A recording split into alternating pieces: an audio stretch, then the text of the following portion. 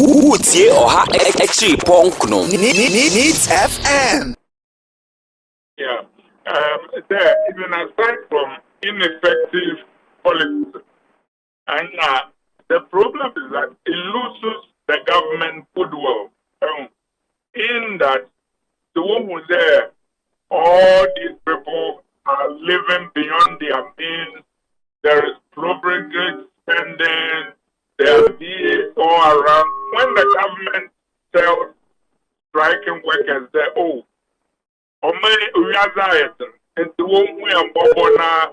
let's keep down the salary demands and all that kind of stuff. People don't believe the government because they look at the government's own behavior. And on there, I'm a fancy, but I grew up in Kumasi. So I know a lot of Ashanti history. And I always say there is a very profound Ashanti proverb. The Odysseus Ankwa avoid. And what they mean is that leaders must lead from the front. That was why Osei died crossing River Pratt, because he knew that he couldn't sit back. He was a general who was leading from the front. And to use the analogy, if our government must lead, it must lead from the front in terms of humility, in terms of spending responsibly, in terms of living modestly. Then, Sabine Becker, oh, in Yama, teachers and these people, when you have a ceremony, salary demand, then it has more credibility. Right. And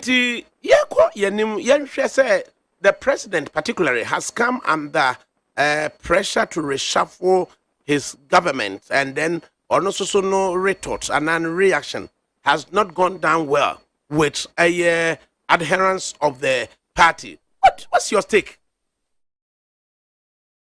Well, unfortunately for the president, when you say that you have evaluated the work of your ministers and you found their work satisfactory, and most people in the country think the government is not doing well, then you are in trouble. Either you are not evaluating your ministers well, or maybe you are missing something that the public is seeing. And on that, respect for the beginning, when on principle, you cannot have a government that took us away from the IMF and has talked about how we are proud Ghanaians will never go back to the IMF. Take us back to the IMF and you don't change your economic thing. So you have to change your economic thing to signal to the country that, in fact, I hear you, I know things didn't work, and actually, I have communicated to people in the government there. Their communication on the IMF, I have not been happy. The first thing is the government must apologize to the public for having to take us back, because despite all the global problems, Ukraine war, petrol going up, the fact of the matter is that our currency is doing well than most other countries. And it shows that maybe the government may have had good intentions, but things have not worked the way the government expected. And it must acknowledge that and tell Ghanaians that we hear you, we know things have not worked the way we hope, and we're going to do better. So to tell them that your government is okay, you are not going to change anything. Your government is okay, why are you going back to beg IMF? In your comment, you said the currency has not been doing well. Indeed, let's then ask you, continued depreciation of the currency to the extent that now we are looking at breaking the 10, $1 to 10, $1 to 10 cedis. Well, the fact of the matter is that a lot of economic policy also depends on the confidence of the investing public, the public, and even foreign investors.